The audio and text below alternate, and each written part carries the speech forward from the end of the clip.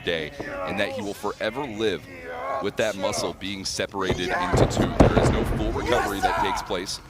But that left bicep tear, that left bicep was in the grasp of Tanahashi for just some time. But following his second straight victory over Gabe Kidd in singles competition, now the only 2 singles matches they've had, SANADA has won every single one of them. Mentioned he does not hold the bicep tear against Gabe Kidd, but is rather grateful for it. SANADA has had to adapt to change up his style, very much so. And it has allowed for SANADA, as he considers it, to be leveling up. But for this man to currently not reign as IWGP World Heavyweight Champion, whereas back in G133 he most definitely did do so. Hey, there's a little bit of athleticism out of SANADA. And you can't match beat for beat with Tanahashi that easily. Middle rope gets the job done for the ace of the universe. And tag made here, Toru Yano. We walk in tonight, Tanahashi and Toru Yano, day 42 of this current reign as never openweight 6-man tag team champion. Never know when the next challengers are going to line up for the never openweight Sixers, and SANADA may not want to be a part of that list, still has hopes in the running for G1 Climax 34. And Tanahashi gonna take a little bit of a trip to paradise here tonight, courtesy of the gift that keeps on giving.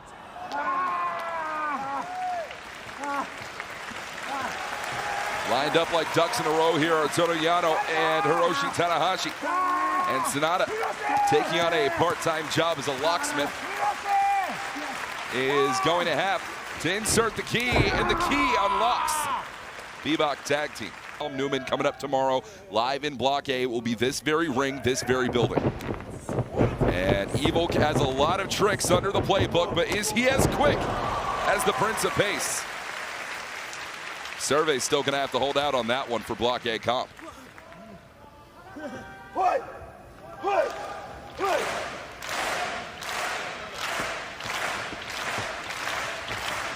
Callum Newman would love to put Evil away early here. Wanted that tornado kick, and instead right to the eyes. Evil always going to those tactics, and a man of youthful inexperience, the likes of Callum Newman, could not have seen any of these ploys coming from Dick Togo or Evil.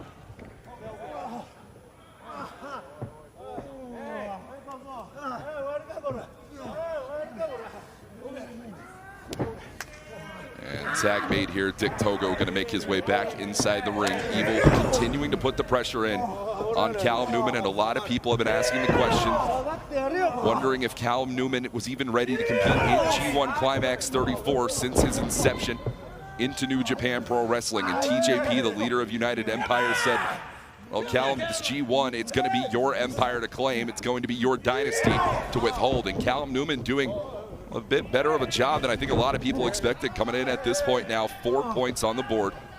But that is nothing in comparison to one of the 2 leaders in Block A that we have seen so far, Evil, and of course, man that defeated Callum Newman earlier on in the tournament to earn 2 of his own points, Zack Sabre Jr. And Newman has the technical ability, he's got the gift to gab as well, as much as he possibly can. But there is no talking to be done for Callum Newman right now. It's all shown inside the ring, and that is a flat back there for Callum Newman. Has. But Shota Umino, there have been a lot of doubts and a lot of questions raised, not only about this man's spirit, not only about this man's mana, as my good pal Hanare would say, but Shota Umino, his physical state coming into this tournament, suffering a hip fracture less than 5 weeks before G1 Climax even began. And while he might have shot a video, he might have put it on social media, hey, I am at 100%. We have seen performance after performance that proves Shota Umino is not operating with all 4 wheels set.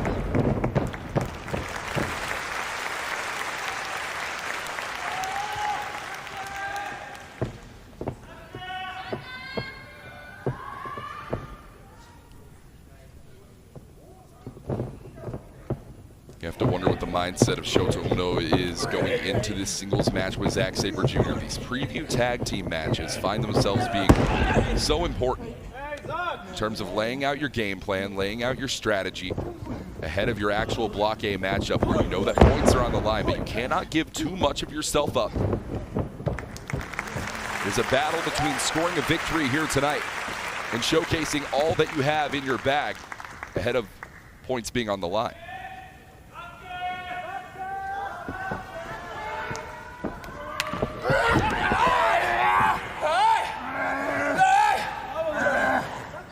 Zack does not want to give everything up or anything up at all in the power base. You see lowering himself here now, trying to take any sort of vertical position that he can. Side headlock applied, off the ropes, shot off. Here's Zack Sabre Jr. And years ago, a man like Zack would have gone down a lot easier to a shot like that from Shota.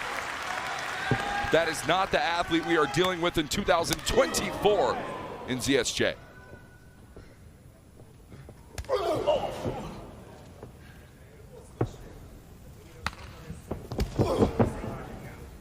Get it right here. And this is the action that we are going to see coming up live tomorrow in Fukuoka. Shingo Takagi, Gabe Kidd, points will be on the line, and there's got to be a break somewhere in the tie.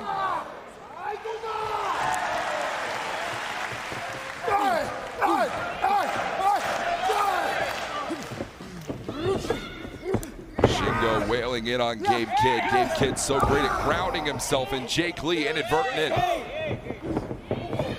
Watch out here. Shingo Takagi blows, underblows through Gabe Kidd, and Jake Lee's gonna have to be careful. Dragon screw on those long legs of the smart bastard. And Shingo so fluid in his movement. Brain buster flattens down Gabe Kidd. Into the cover here for Shingo, and it's two.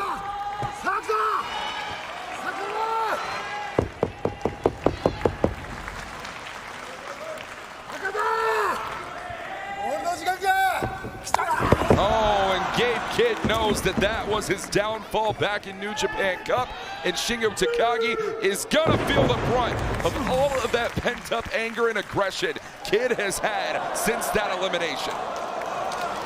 And Kidd's gonna make a mockery of Shingo Takagi tonight. Oh, give me a damn break.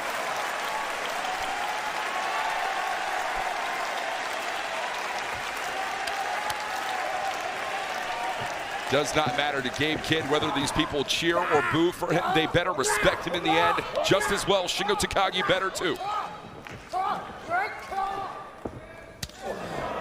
Shingo. Oh, cuts off that combination. It's back and forth, and the lariat flattens out Shingo. A big bomber lariat takes down Kidd. By comparison, even only with two previous on his record beyond this own. Boltin Oleg is just going to have to do a lot in the amateur background. A lot in the technical department as well. Amateur style athlete was Boltin Oleg in the country of Kazakhstan, ranked number 3 in the nation, still on the list. They're afraid to take that man off today. As Boltin Oleg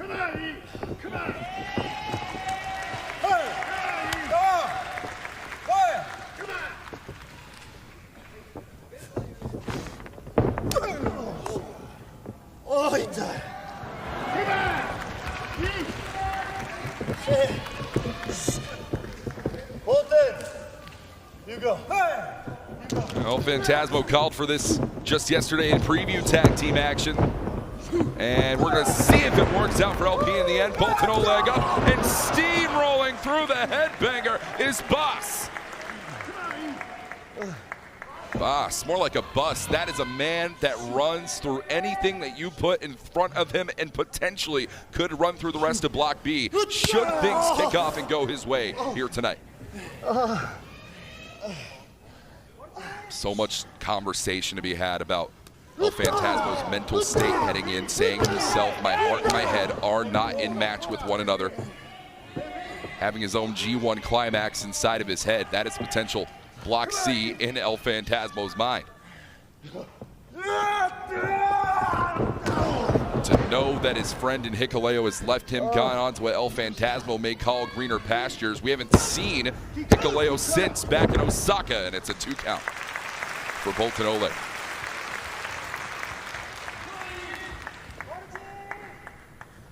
El Phantasmo, a very special connection to Tanahashi, a man who has never been tired a day by his own admission. Jeff Cobb charged in right up, not gonna happen. Here's Yuya Uemura up to the middle, wants that cross body, and Jeff Cobb rolls all the way through, keeping Yuya in his grasp, and it is a strong slam from one of the world's strongest. Moonsault moved out of the way by Yuya. And those fundamentals keeping up for good work here. Cover here for Yuya, and it's 2. Immediately right into that cross arm breaker attempt. And Jeff Cobb cannot break that link here between the right and the left arm, because as soon as that happens, Uemura, check the shoulders here, our official, trying to do so, says there's a little bit of a gap on that right. Cobb here, impressive strength, just tossing around Yuya Uemura like he is nothing. And that is exactly how Jeff Cobb views his challenger here tonight. Standing moonsault from Jeff Cobb. And a cover for Cobb, and it's 2 only for Yuya Uemura.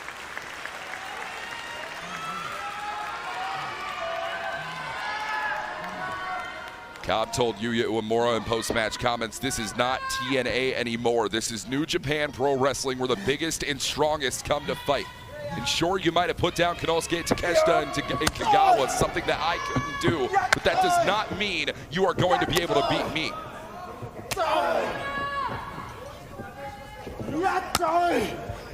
For Cobb to feel the way he does about New Japan Pro Wrestling putting too much pressure on the incoming new generation instead of recognizing the current generation that holds gold. Jeff Cobb is a part of that current generation. Jeff Cobb is a gold holder here in New Japan Pro Wrestling, representing the entire world of television.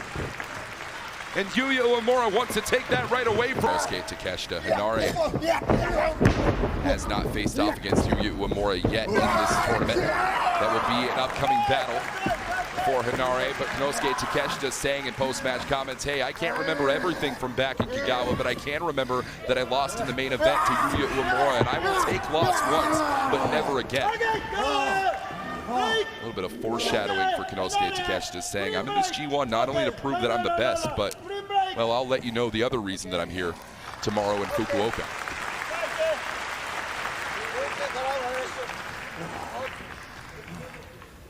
Something heavy and ominous weighs on the mind of Konosuke Takeshita. 29 years of age, Hinare 31 years old. Size difference as can be. Takeshita 6'2", 231. Hinare 5'11", same weight. This is going to be a hard-hitting one right from the get-go. Hinare immediately springs off the ropes, steamrolls right through Takeshita.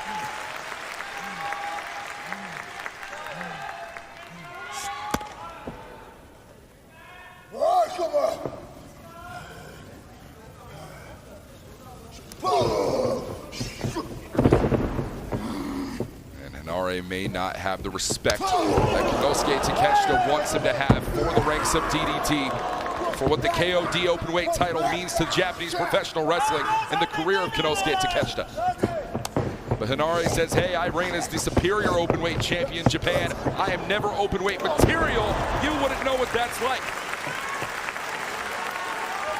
That is only because the opportunity has not been granted before. That Takeshita line takes Hinare to the outside. And Takeshita still feeling the effects of that battle with Yuya Uemura. It was heavy limb targeting from Uemura. That right arm, which is still puts one another in singles action. Just as David Finlay was entering the Noge Dojo, Ren Narita was quickly taking a leave. And speaking of taking a leave, Ren Narita and David Finlay are going at it here already on the outside. And Finlay said it himself in post-match comments, screw Bullet Club, screw House of Torture. Tonight you get a War Dog ass whooping straight from the boss. And David Finlay is going to be the one to admonish that tonight. Oh, come on, the bell hasn't even sounded, and Finlay is no problem whatsoever, doing the utmost damage to Narita before that bell ever gets ringing.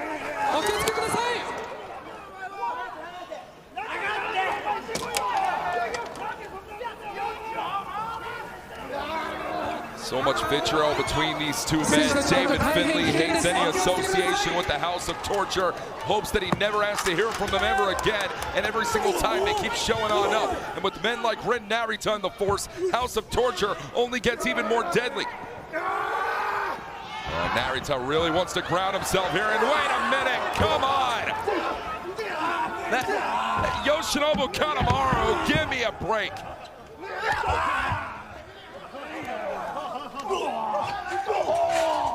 David Finlay, it might be 2-on-1 right now. That does not mean that David Finlay is a resilient hero by any stretch of the definition. David Finlay is the same sick, sadistic bastard that he has always been. The bell sounds, we're officially underway. Oh, come on. Oh, Ren Narita taking it to Gedo here on the outside, and David Finlay can't have any of that here. Narita back inside that ring, pump kick takes out Finlay.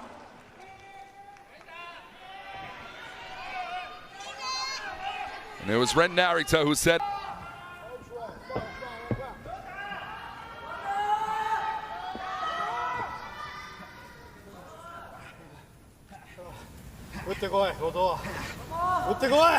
moments like this prove for a lot of confidence in Yota Tsuji, even in post-match comments saying, hey Goto, you think that you want to be the wall of this new generation?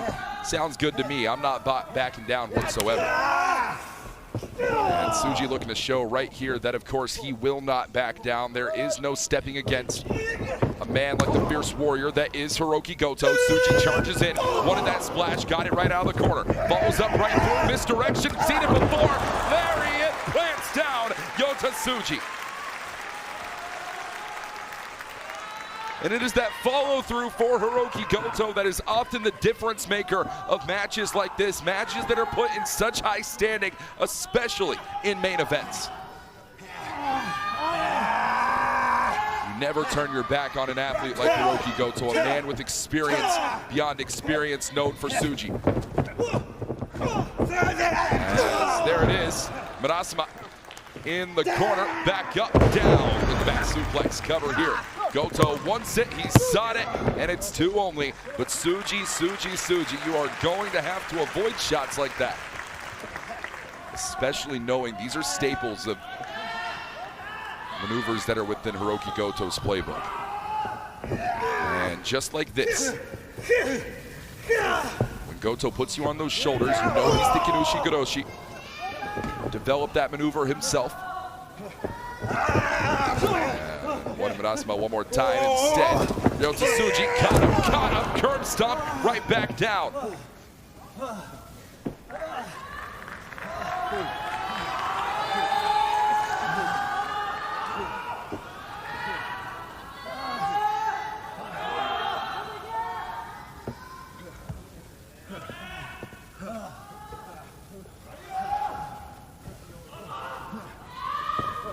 Yota Tsuji knows that he's beaten Hiroki Goto in singles action, especially when the pressure was on. Back to the New Japan Cup Finals. It took this to do it. Leaps right in on the splash, into the cover, hook of the outer leg, and it is 2 once more. Powered by Marlowe, putting as much as he wants to be. Yota Tsuji is going to need more than the Marlowe company to be able to put down Hiroki Goto here tonight.